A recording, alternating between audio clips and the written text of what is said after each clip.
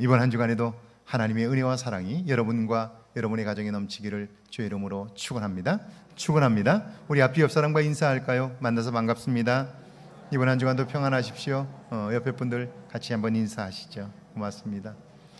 날씨가 무더워졌습니다.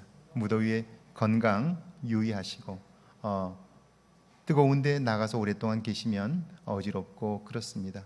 시원한 곳에서 더위를 잘 건널 수 있기를 바랍니다. 영화 한 편이 주는 감동은요, 정말 크고 오래 갑니다. 그것이 만약 실화를 배경으로 했다면요, 그 감동은 더 크고 놀랍습니다. 지난주 그런 영화 한 편을 만났는데요, 우리가 꿈꾸는 기적 인빅터스라는 영화입니다. 영화배우 출신의 클린트 이스트우드 감독이 2010년에 만든 작품인데요, 남아프리카 공화국의 넬슨 만델라 대통령의 삶을 영화로 만들었습니다. 남아프리카 공화국은요, 영국의 식민지로 오랫동안 지배를 받아왔습니다. 이후에 백인들이 정권을 잡았는데요, 그들이 저항하는 사람들은 하나같이 옥에 갇히고 어려움을 겪었습니다. 넬슨 만델라도 27년 동안 감옥 생활을 했고요, 풀려나게 되었는데 1994년 남아공 최초의 자유선거를 통해 대통령에 당선이 되었습니다. 그러나 50년 넘게 인종차별 정책으로 나라는 흑인과 백인으로 나뉘어 있는 상태였습니다. 흑인인 넬슨 만델라가 대통령에 당선되었지만 경찰, 군대, 경제 등은 여전히 소수의 백인들이 주도권을 잡고 있었습니다. 그러니까 갈등이 심각하고 이 문제를 해결하지 않는다면 어떤 변화도 불가능한 겁니다. 이때 넬슨 만델라 대통령의 눈에 들어온 것이 럭비 월드컵이었습니다. 럭비는 원래 백인들의 전용 스포츠였고요, 국가대표팀인 스프링복스 역시 백인 선수들로만 구성이 되었습니다. 그러니까 흑인들로부터 응원을 받지 못했고요, 다른 나라와 우리 자국의 선수들이 경기를 할 때에도 흑인들은 오히려 자기 나라 선수들이 아니라 다른 나라 선수들을 응원할 정도였습니다. 이제 흑인 대통령이 되었으니까 어떻습니까? 그걸 모두 결정하는 체육위원들이 흑인들로 교체가 되었고요, 그들은 제일 먼저 이 럭비팀의 유니폼이나 팀의 이름 이런 것들을 전부 바꾸기로 그렇게 결의를 했습니다. 그때 이 넬슨 만델라 대통령이 그들을 찾아갑니다. 가서는 이렇게 말해요. 나도 백인에게 27년 동안 감옥 생활을 했습니다. 미움과 증오는 그들이 아니라 나를 파괴합니다. 이제는 용서와 화해로 우리의 미래를 열어야 합니다. 그러니까 그 결정을 취소해야 한다는 거죠. 왜냐하면 우리가 보복으로 그들에 대한 미움 감정으로 그런 모든 것들을 바꾸어 버리면 백인들의 마음속에 또다시 미움과 증오가 불붙게 될 것이고 갈등은 더 심해질 것이기 때문이죠. 그러면서 진심으로 당신들의 결정을 철회해달라고 요청하게 되자 그 말에 감동을 받은 흑인들이 자신들의 결정을 철회합니다. 이 대통령은 럭비팀 주장에게 만나자고 직접 전화를 해요. 그리고 만나는데요, 그를 만나 제일 먼저 한 말이 뭔 줄 아세요? 그를 만나자 대통령은 그에게 지난번에 다친 발목은 어떠냐고 그렇게 묻습니다. 예상치 못한 얘기지요. 게다가 럭비 팀 선수들의 이름을 거론하고요, 그리고 우리가 럭비 월드컵에서 우승해야 하는 이유를 설명합니다. 그것은 럭비 월드컵이 단지 스포츠가 아니라 나뉜 백성들의 마음을 하나로 묶어줄 수 있는 동아줄이기 때문이라고 설명을 해요. 자, 대통령의 진심 어린 이야기에 감동을 받은 럭비팀 주장은요, 선수들과 함께 대통령이 27년 동안 갇혀 있었던 비좁은 교도소를 방문합니다. 정말 좁은 공간에서 어떻게 그 오랜 시간을 보낼 수 있었을까? 운동도 할 수 없고 그 좁은 공간에서 어떻게 버틸 수 있었을까? 그 생각을 하게 되는 거죠. 그리고 주장은 선수들을 향해서 우리가 이번에 참여하는 월드컵은 백성들의 마음을, 갈라진 마음을 하나로 묶을 수 있는 기회이고, 그것 또한 이 나라, 우리 조국의 미래를 위한 것이라고 설득을 해요. 결국 그들은 만년 꼴찌에서 월드컵 우승의 주역이 되었습니다. 그러니까 기적이 일어난 거죠. 더 놀라운 기적은요, 나뉘었던 이 흑인과 백인의 미움과 증오의 마음들이 그 경기를 한 경기 한 경기 가까스로 이겨가면서요, 하나가 된 거예요.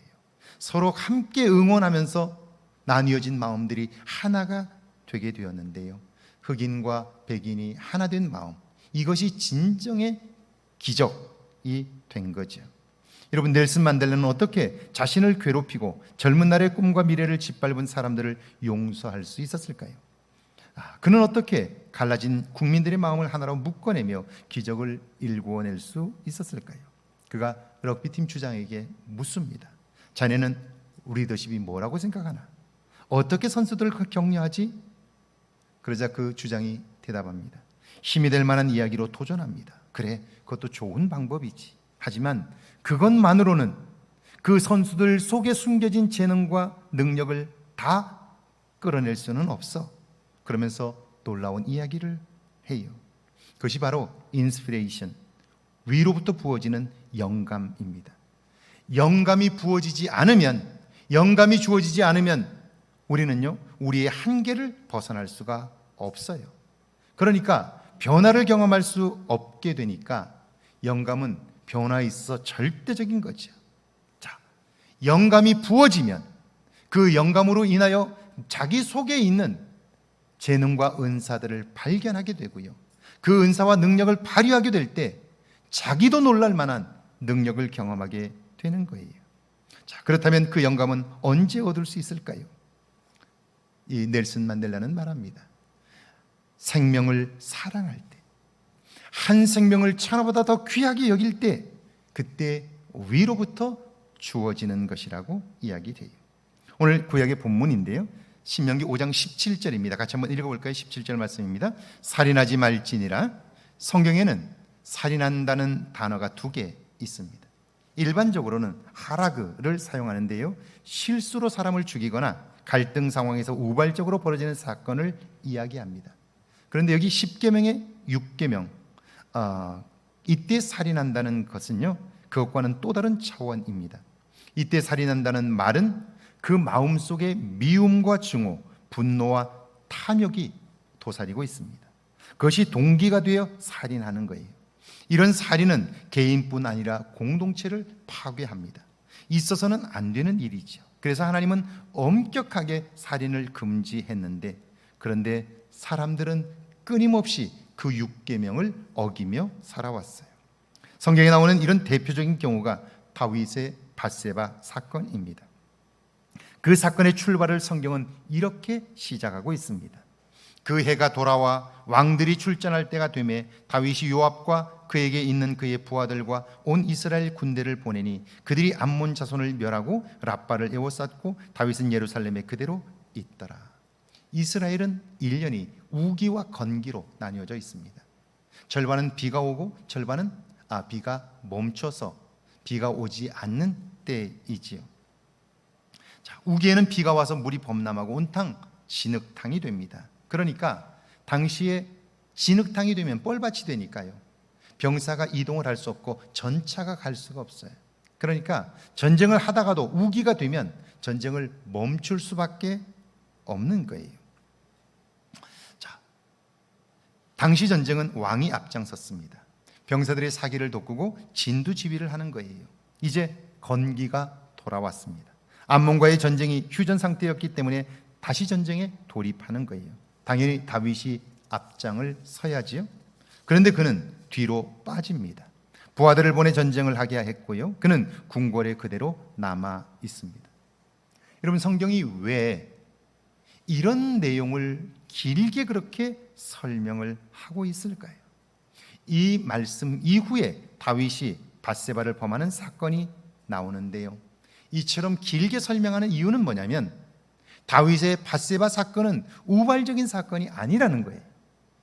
우리는 그가 한번 실수해서 그런 일들을 겪게 되었다, 그렇게 생각하는데 결코 그렇지 않다는 거예요. 자, 보세요. 궁궐에 남아있던 다윗은 목욕하는 밧세바를 보았어요. 궁금할 수 있습니다. 누군지. 그러나 거기서 멈춰야 돼요. 그런데 오라고 그래요. 불러오라는 거예요. 이유는 누군지 궁금하다는 거예요. 왕이니까 오라고 하면 와야지요. 신하들이 그를 데리고 왔어요. 그래서 물었습니다. 물었더니 그녀는 충성스러운 부하, 다윗의 충성스러운 부하 우리아의 아내였습니다. 이제 알았어요.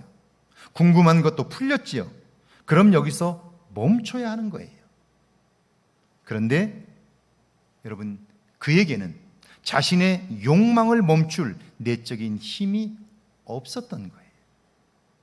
자, 보고 싶은, 알고 싶은 충동이 내 안에 생겼는데 그걸 자제할 만한, 절제할 만한 내적인 힘도 없었고요. 그리고 그를 데리고 와서 알았는데, 그런데 자기 속에 있는 욕망을 제어할 만한 내적인 힘도 없었던 거죠. 그래서 결국 범하고 말았어요. 그런데 죄는 거기서 멈추지 않습니다. 완전 범죄를 저지르려고 완전 범죄를 꿈꾸며 전쟁터에 나간 우리아를 불러들입니다. 그리고 자신의 각본대로 실행했지만 뜻대로 되지 않자 교묘하게 우리아를 살인 교사합니다. 부하를 시켜서 적진 깊숙이 들어가게 했고요. 들어가서 우리아가 앞장서서 전쟁을 수행할 때 병사들을 빼서 급히 후퇴하게 만들어요. 우리아만 남은 거죠. 결국 죽고 맙니다. 아무도 몰라요. 은밀하게 그 일을 한 거예요. 그러나 하나님은 알고 계시다는 사실을 잊을 정도로 다윗은 하나님에게서 지금 멀어져 있었던 거죠. 그러니까 자기 자신을 알지 못하는, 자기 자신의 영적인 상태를 알지 못하는 다윗은 전쟁에 나가야 할 때 나가지 못했고요. 결국 자기 자신의 내면을 알지 못함으로 죄를 범하고 살인에 이르게 되었던 거죠. 그러니까 살면서 율계명을 지킨다는 것은 쉽지 않습니다. 하나님의 말씀대로 순종하며 산다는 것은 내 생각과 뜻대로 되질 않아요. 왜냐하면 하나님의 다스림을 받지 않고는, 우리 안에 영적으로 충만하지 않고는, 우리의 욕망을 이길 만한 내적인 힘이 없고는 결코 유혹을 이길 수 없기 때문이죠. 자, 이런 현실에서 우리는 어떻게 이 말씀을 순종할 수 있느냐 하는 거죠. 내 안의 미움과 욕망과 불신을 이길 수 있느냐 하는 거예요. 자, 그런데 다윗은 한때 자신의 욕망을, 자신의 미움을 이기고 하나님의 말씀대로 살았던 때가 있었어요. 자, 사울 왕이 자기를 죽이려고 할 때에 너무나 억울하죠. 그러나 그는요, 사울을 죽일 수 있는 기회를 만났지만 그를 죽이려고 뽑았던 칼을 다시 칼집에 꽂았어요. 그리고 돌아섰습니다. 그런 때가 있었어요. 어떻게 그럴 수 있었을까요? 그는 말합니다. 누구든지 손을 들어 여호와의 기름 부음 받은 자를 치면 죄가 없겠느냐. 그래요. 여호와의 기름 부음 받은 자, 그가 누굽니까? 하나님이 선택하신 자죠. 구별하신 자예요. 하나님이 특별히 귀하게 여기는 생명입니다. 그런 생명을 내 감정으로, 내 분풀이로 내가 위기에서 벗어나겠다고 죽일 수는 없다는 거예요. 그 상황에서 내 감정을 놓고 본다면 반드시 죽여야 돼요. 내가 살기 위해서라도 그를 죽여야 돼요. 그래야 내 삶이 편해요. 그런데 그때에도 하나님의 눈으로 그 문제를 보는 거죠.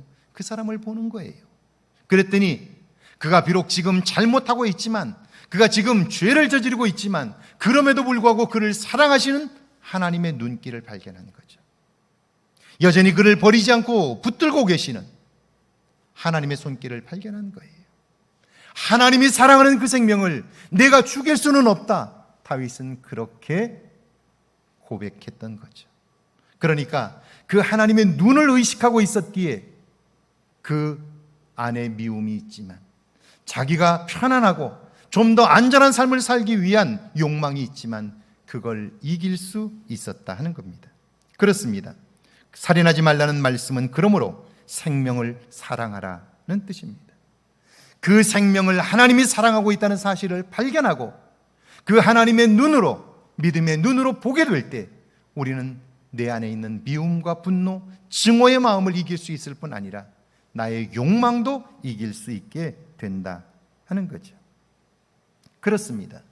모든 생명은 하나님의 사랑받는 생명입니다. 귀하게 여김받는 존재입니다. 내가 먼저 그 사랑을 발견하고 그 사랑을 느낄 때 우리는 비로소 누군가를 사랑할 수 있습니다. 그 사랑을 발견한 사람들은 용납할 수 없는 상황에서도 사랑의 손길을 내밀게 되고요. 자기 욕망을 따라 사는 사람들은 보지 못하는 것들을 보며 그 일에 헌신하게 돼요. 사람들에게 감동을 줄 뿐 아니라 자기 삶도 사랑의 능력을 경험하게 되는 거예요. 아프리카 서부 대서양 연안에 있는 코트디부아르 공화국, 이곳이 영국 프리미어리그 명문 구단이죠. 첼시 FC의 레전드 중 한 명인 세계적인 축구 스타 디디에 드록바의 고향입니다. 그 나라는 정부군과 반군 사이의 내전에 시달리고 있었습니다. 두 차례의 내전으로 인해서 어마어마하게 많은 사람들이 죽었고요. 난민, 수십만 명의 난민이 생겼습니다. 그러던 2005년 10월 코트디부아르는 극적으로 2006년 독일 월드컵 본선 진출을 확정지었습니다. 당연히 드록바의 결정적인 역할이 있었습니다. 온 국민이 열광하며 본선 진출의 영웅 드록바의 인터뷰에 주목을 해요. 저가 무슨 말을 할까? 본선에서 어떻게 경기를 할까? 무슨 말을 할까? 전 국민이, 모든 반군과 정부군 다 그의 입에 주목을 합니다. 카메라가 그의 앞에 이제 그를 비추기 시작했는데요. 카메라를 본 드록바가 카메라 앞에 무릎을 꿇습니다. 그리고는 간곡하게 호소합니다. 월드컵이 열리는 기간만이라도 무기를 내려놓으십시오. 일주일 동안만이라도 전쟁을 중단하십시오.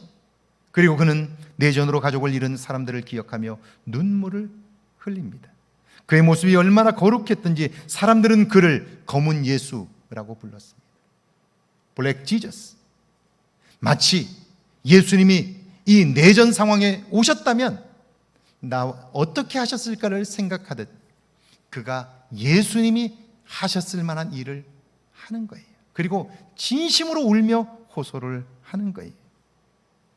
실제로 코트디부아르에서는요, 얼마간 총성이 멎었습니다.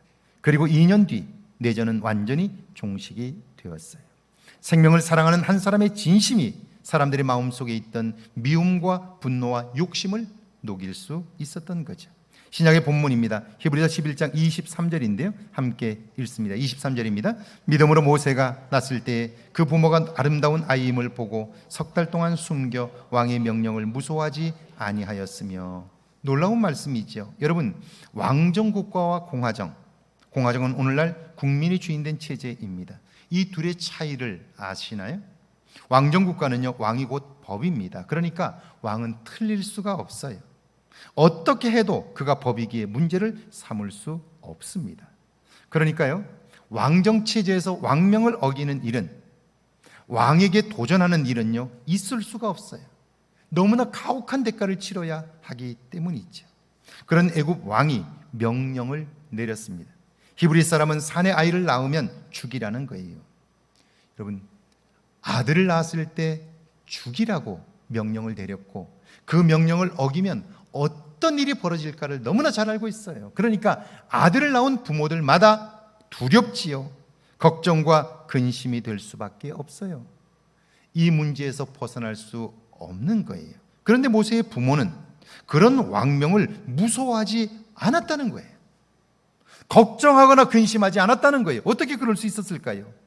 그 부모가 아름다운 아이임을 보고, 이때 아름답다는 말은 하나님이 귀하고 소중하게 여기는 생명이라는 뜻입니다. 그러니까 상황은 심각해요. 내가 낳은 자식을, 눈에 넣어도 아프지 않은 자식을 나 스스로가 죽여야 하는 거예요. 여러분이 부모라면 어떨까요? 마음이 무너지지 않겠어요? 걱정되지 않겠어요? 그런데 두렵지 않았다는 거예요. 걱정되지 않았다는 거예요. 어떻게 그럴 수 있었을까? 이 생명을 하나님이 주셨고 지금도 그 생명을 하나님이 사랑하고 있다는 사실을 발견하고 났더니 두려움이 없었다 하는 거예요. 신약성경에 보면, 특별히 사도행전에 보면 스데반은 분노하는 유대인들을 향해 자신을 변론하며 이렇게 말합니다. 그때 모세가 났는데 하나님 보시기에 아름다운지라 그의 아버지의 집에서 3달 동안 길리더니 믿음으로 하나님이 소중하게 여기시는 생명을 보았더니 왕명으로 인한 두려움이 사라졌다는 거예요. 그래서 3달을 키울 수 있었어요. 생명사랑, 특별히 그 생명을 사랑하시는 하나님의 눈을 발견하고 믿음으로 그걸 보게 될 때 하나님이 그 생명을 사랑하신다는 사실을 알게 되면서 두려움을 넉넉히 이길 수 있게 되었다는 거예요. 23절과 24절입니다. 같이 한번 읽어볼까요? 믿음으로 모세는 장성하여 바로의 공주의 아들이라 칭함받기를 거절하고 도리어 하나님의 백성과 함께 고난받기를 잠시 죄악의 낙을 누리는 것보다 더 좋아하고. 모세는 어떻습니까? 바로의 공주의 아들이라는 자리는요, 우리가 지금 생각하는 것보다 더 훨씬 엄청난 자리입니다. 특별히 모세의 양어머니 바로의 공주지요. 그는 애굽 왕의 무남동녀, 외동딸입니다. 후에 그가 왕비가 되는데요, 그런데 그 남편이 일찍 죽습니다. 자녀가 없이. 그래서 할 수 없이 후궁에서 낳은 아들, 10살짜리 아들을 애굽의 왕으로 세워요. 그런데 10살짜리가 어떻게 나라를 통치할 수 있겠어요? 그래서 이 모세의 양어머니가 뒤에서 섭정을 해요. 좌지우지하게 된다고요. 그런데 이 아들이 제대로 정치를 못해요. 결국 이 모세의 양어머니가 왕좌에 그대로 오릅니다. 그래서 애굽의 왕이 돼요. 나의 양어머니가 애굽을 통치하는 왕이 되니까요, 모세로서는 가만히만 있어도요, 그는 엄청난 권한을 누릴 수 있게 되는 거예요. 상상할 수 없는 권력을 쥐고 있는 거지요. 그런데 모세는 그 자리를 버렸다는 거예요. 왜요? 애굽에서 고난받는 자기 동족을 하나님이 여전히 사랑하신다는 사실을 알았기 때문이에요. 그들은 지금 비록 노예로 살고 있지만 하나님이 그들을 소중히 여기고 귀하게 여긴다는 사실을 알았기 때문이에요. 생명 사랑은 자기 욕망도 초월하게 하는 거예요. 그 자리에 있으면 편하지요. 내가 누릴 권력이 굉장하지요. 그러고 싶은 마음도 있지요. 누구나 그런 욕망이 있지요. 그런데 하나님이 사랑하는 생명임을 알게 되면서 그는요, 그 욕망을 넉넉히 이겼다 하는 거예요. 그뿐이 아닙니다. 26절입니다. 같이 한번 읽어볼까요? 26절입니다. 그리스도를 위하여 받는 수모를 애굽의 모든 보화보다 더 큰 재물로 여겼으니 이는 상주심을 바라봄이라. 모세는 자기 백성을 사랑하시는, 그 생명을 귀히 여기시는 하나님의 마음으로 살게 되면서요, 이후에 평탄하고 복된 삶을 살았다 그러면 얼마나 좋겠어요. 그렇게 선택했는데, 믿음으로 선택했는데 이후에 그에게 주어진 것은 엄청난 고통이었습니다. 광야로 도망쳐 숨어 살게 되면서 그의 미래는 완전히 무너져 버렸어요. 꿈도 소망도 다 짓밟힌 것 같고요, 삶의 형편도 말이 아닙니다. 그런데 생명을 사랑하는 능력은 그 모든 수모도 넉넉히 이기게 합니다. 참고 견딜 수 있게 해준 거예요. 생명을 사랑하는 하나님의 마음, 그리고 그 생명 사랑의 모습을 믿음으로 보게 되고 나 역시 그 사랑을 받고 있음을 알게 되기 때문이죠. 사도행전 7장에 보면 예수를 믿고 전한다는 이유로 공회에 끌려온 스데반은 그들이 자기를 죽이려 한다는 사실을 알면서도 그들을 형제들이여 라고 부릅니다. 나를 억울하게 모함하고 나를 죽이려고 하는 그들을 그리스도 안에서 형제라고 부르는 거예요. 그들이 스데반을 다그치고 모함함에도 그의 얼굴에는 천사의 얼굴과 같은 모습이 있습니다. 그뿐이 아닙니다. 스데반이 유대인들의 죄악을 낱낱이 들추자 그들은 분노하며 돌로 스데반을 칩니다. 스데반은 피투성이가 되었지요. 그런데 억울하게 죽임을 당하는 그의 입에서 나온 말들은 놀랍습니다. 주 예수여, 나의 영혼을 받아주옵소서. 무릎을 꿇고 크게 불러 이르되 주여, 이 죄를 저들에게 돌리지 마옵소서. 마지막까지 생명을 사랑하는 마음이 그 모든 고통과 수모와 억울함을 이긴 거죠. 그래서 베드로 사도는 아주 분명하게 외칩니다. 무엇보다도 뜨겁게 서로 사랑할지니 사랑은 허다한 죄를 덮느니라. 할렐루야. 내 안에 내가 받은 사랑이 있고 그 사랑의 눈으로 하나님이 사랑하시는 생명들을 보게 될 때 그 사랑은 내 삶의 능력이 돼요. 결국 이 세상의 어떤 고통도 수모도 억울함도 이길 수 있게 되고 마지막까지 하나님의 일을 이룰 수 있게 된다는 거죠. 사랑하는 여러분, 살인하지 말라는 제6계명은 생명을 뜨겁게 사랑하라는 말씀입니다. 그럴 때 우리의 삶에 생명의 능력이 나타납니다. 근심과 걱정, 두려움을 이길 수 있습니다. 미움과 분노와 욕망을 이기게 하고요, 그 어떤 수모와 억울함도 넘어설 수 있게 해줍니다. 그리고 그 마지막이 뭔 줄 아세요? 모세와 스데반, 오늘 우리와는 엄청난 시간과 공간의 벽을 가지고 있습니다. 모세가 언제적 사람입니까? 수천 년 전 사람 아닙니까? 스데반은 적어도 2000년 전 사람 아닙니까? 물리적인 거리로 여기에서 그들이 살았던 땅까지 비행기로 가도 직선으로 가도 13시간이 걸리는 거리예요. 어마어마하게 먼 거리죠. 시간적으로, 물리적으로 여러분, 우리가 그들을 알 수도 없을 상황이죠. 그런데 그 오래전 사람 모세와 스데반의 이름이 오늘 이곳에서 선포되고 있어요. 그들의 삶이 오늘 이곳에서 읽혀지고 있어요. 이게 뭡니까? 그들의 믿음으로 살았던 삶이, 사랑을 발견하고 생명을 사랑하는 마음으로 살았던 삶이 오늘까지 우리에게 향기가 되어 이곳에서 전해지고 있는 거예요. 정말 놀라운 일이죠. 그러니까 오늘 우리가 하나님의 사랑을 경험하고 그 사랑을 실천하며 살게 될 때 우리의 이름도 전 세계 어딘가에서 선포될 수 있을 거예요. 생명 사랑으로 우리의 이름이 하나님의 역사에 기록되기를 주의 이름으로 축복합니다. 우리 찬양하고 기도합니다.